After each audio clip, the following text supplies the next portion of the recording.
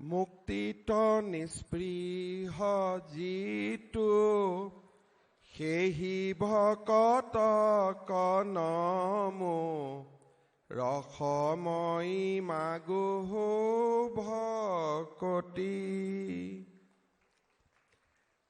আজি আমাৰ এই সভাত উপস্থিত ভাৰতবৰ্ষৰ সন্মানীয় গৃহমন্ত্ৰী, আমাৰ সকলোৰে প্ৰেৰণাৰ প্ৰতীক শ্ৰী অমিত শ্বাহ ডাঙৰীয়া, আমাৰ মাজত উপস্থিত অসমৰ বিভিন্ন সত্ৰৰ পৰা অহা আৰু মঞ্চৰ দুই কাষে আসন গ্ৰহণ কৰা সন্মানীয় সত্ৰাধিকাৰ প্ৰভু ঈশ্বৰসকল, আমাৰ বৰদোৱা সত্ৰৰ সত্ৰাধিকাৰ, দুইখন সত্ৰৰে সত্ৰাধিকাৰ প্ৰভু ঈশ্বৰ যোগেন্দ্ৰ নাৰায়ণ দেৱ মহন্ত ডাঙৰীয়া আৰু অম্লানজ্যোতি দেৱ গোস্বামী প্ৰভু ঈশ্বৰ ডাঙৰীয়া, আমাৰ মাজত উপস্থিত ভাৰত চৰকাৰৰ কেন্দ্ৰীয় মন্ত্ৰী সৰ্বানন্দ সোণোৱাল ডাঙৰীয়া, ভাৰত চৰকাৰৰ ৰাজ্যিক মন্ত্ৰী পবিত্ৰ মাৰ্ঘেৰিটা ডাঙৰীয়া, সভাত উপস্থিত অসম চৰকাৰৰ মন্ত্ৰী বিমল বৰা ডাঙৰীয়া, পীযুষ হাজৰিকা ডাঙৰীয়া, কেশৱ মহন্ত ডাঙৰীয়া, কৌশিক ৰায় ডাঙৰীয়া, মাননীয় বিধায়ক ৰূপক শৰ্মাকে আদি কৰি মঞ্চত উপবিষ্ট সন্মানীয় বিধায়ক আৰু আমাৰ অতিথিগণ, বিভিন্ন অঞ্চলৰ পৰা অহা মোৰ অতিকে শ্ৰদ্ধাৰ আই মাতৃসকল, শ্ৰদ্ধাৰ ৰাইজ আৰু সন্মানীয় সুধীবৃন্দ, আজিৰ দিনটো অসমীয়া জাতিৰ বাবে এটা অত্যন্ত পবিত্ৰ দিন। আমাৰ মনত আছে 2021 চনৰ 25 ফেব্ৰুৱাৰী তাৰিখে বৰদোৱা সত্ৰৰ পৰা আৰু সকলোৰে উপস্থিতিত ভাৰতবৰ্ষৰ মাননীয় গৃহমন্ত্ৰী অমিত শ্বাহ ডাঙৰীয়াই মহাপুৰুষ শ্ৰীমন্ত শংকৰদেৱ আবিৰ্ভাৱ ক্ষেত্ৰৰ আধাৰশিলা স্থাপন কৰিছিল। আপোনালোক সকলোৱে জানে, এই ভূমিত য'ত আমি মহাপুৰুষ শ্ৰীমন্ত শংকৰদেৱ আবিৰ্ভাৱ ক্ষেত্ৰ নিৰ্মাণ কৰিছিলো, এই মাটি কোনে দখল কৰি আছিলে? অচিনাকি মানুহসকলে এই মাটি দখল কৰি আছিলে। আপোনালোকে ভাৰতীয় জনতা পাৰ্টিক দায়িত্ব দিছিলে যে এই অচিনাকি মানুহসকলক বৰদোৱা থানৰ পৰা উচ্ছেদ কৰিব লাগে আৰু ইয়াতে মহাপুৰুষ শ্ৰীমন্ত শংকৰদেৱৰ আবিৰ্ভাৱ ক্ষেত্ৰ নিৰ্মাণ হ'ব লাগে। আজি আমি আপোনালোকক জনাবলৈ পাই আনন্দিত যে অকল অসমৰ ভিতৰতে নহয়, দেশৰ ভিতৰতে এখন অত্যন্ত আধ্যাত্মিক দৃষ্টিভংগীৰে নিৰ্মাণ কৰা আজি মহাপুৰুষ শ্ৰীমন্ত শংকৰদেৱ আবিৰ্ভাৱ ক্ষেত্ৰ কেন্দ্ৰীয় গৃহমন্ত্ৰী ডাঙৰীয়াৰ কমলৰে উদ্বোধন কৰা হ'ল। এই আবিৰ্ভাৱ ক্ষেত্ৰত আমি সকলোৱে আহি মহাপুৰুষ শ্ৰীমন্ত শংকৰদেৱৰ, মাধৱদেৱৰ জীৱন সাধনা আৰু তেওঁলোকৰ দৰ্শনৰ ওপৰত আমি আলোচনা কৰিম আৰু অসমীয়া জাতিৰ এক মেৰুদণ্ড আমি এই বটদ্ৰৱা থানৰ পৰাই নিৰ্মাণ কৰিম। মোক কোনোবাই সুধিছে, এই আবিৰ্ভাৱ ক্ষেত্ৰত প্ৰৱেশ কৰিবলৈ কিবা মাচুল লাগিব নেকি? মই অসমৰ ৰাইজক জনাব খোজো, বৰদোৱা থানলৈ অহা প্ৰতিগৰাকী ব্যক্তিয়ে কোনো ধৰণৰ টকা পইচা নিদিয়াকৈ এই আবিৰ্ভাৱ ক্ষেত্ৰত আহিব পাৰিব। কাৰণ আমি বিচাৰো যে আমাৰ জাতিয়ে আমাৰ জাতিটোক জীয়াই ৰখাৰ সংকল্প এই আবিৰ্ভাৱ ক্ষেত্ৰ এই বৰদোৱা থানৰ পৰাই আকৌ এবাৰ আমি সকলোৱে ল'ব লাগিব। মই বাৰে বাৰে ৰাইজক কৈ আছো যে ৰাইজ, অসমীয়া জাতি আজি সংকটেৰে পৰিপূৰ্ণ। চাৰিওফালে আমি এছাম মানুহৰ দ্বাৰা পৰিবেষ্টিত হৈ আছো, যিসকলে শংকৰ আৰু মাধৱৰ জীৱন দৰ্শন বুজি নাপায়। কেইদিনমান আগতে মই ভাৰতীয় জনতা পাৰ্টিৰ কাৰ্যনিৰ্বাহক সভাত কৈছিলো যে আমি সাৱধান হ'ব লাগিব, আমি সকলোৱে বুজি পাব লাগিব যে আমাৰ গুৰু শংকৰ আৰু মাধৱ আছিল, শংকৰ আৰু আজান ফকীৰ নাছিল। আজি আমাৰ সেকুলাৰিজম কৰা ব্যক্তিসকলে মহাপুৰুষ শ্ৰীমন্ত শংকৰদেৱৰ লগত আজান ফকীৰক সংলগ্ন কৰে। মই তেওঁলোকক সোঁৱৰাই দিব খোজো, মহাপুৰুষ শংকৰদেৱ আৰু মাধৱদেৱ আমাৰ গুৰুজনা, তাৰ লগত আন কোনো নামৰ সংলগ্ন কৰা নহব, আন কোনো নাম জড়িত কৰা নহব।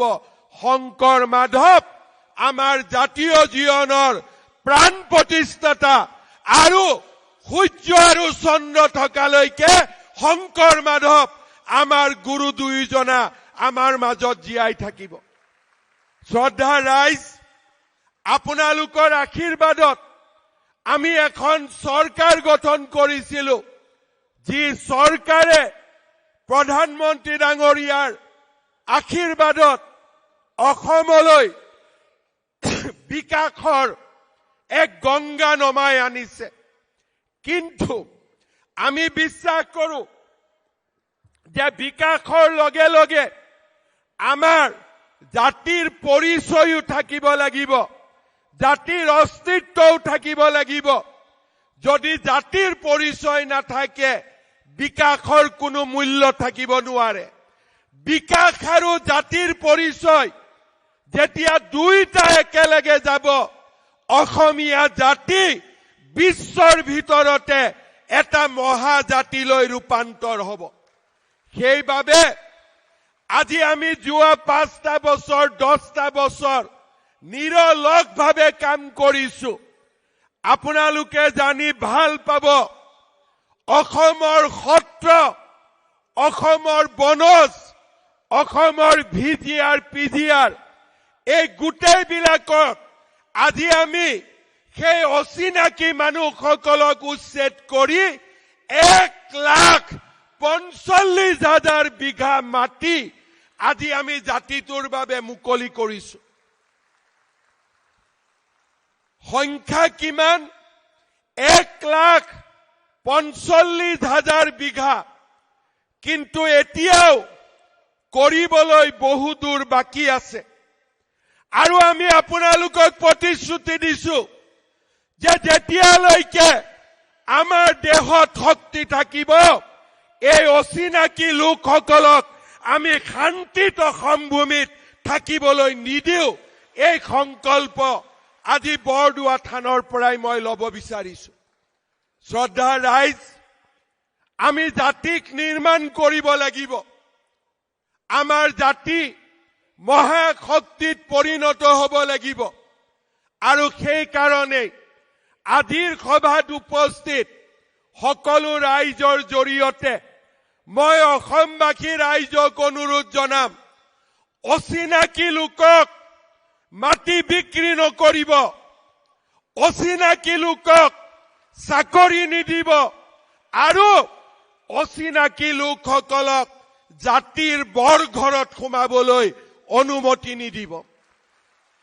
যেতিয়া আমি জাতীয় সংকল্প লম, অচিনাকি মানুহক মাটি বিক্ৰী নকৰো, অচিনাকি লোকক চাকৰি নিদিও, আৰু অচিনাকি লোকক জাতিৰ বৰ ঘৰত সোমাবলৈ নিদিও।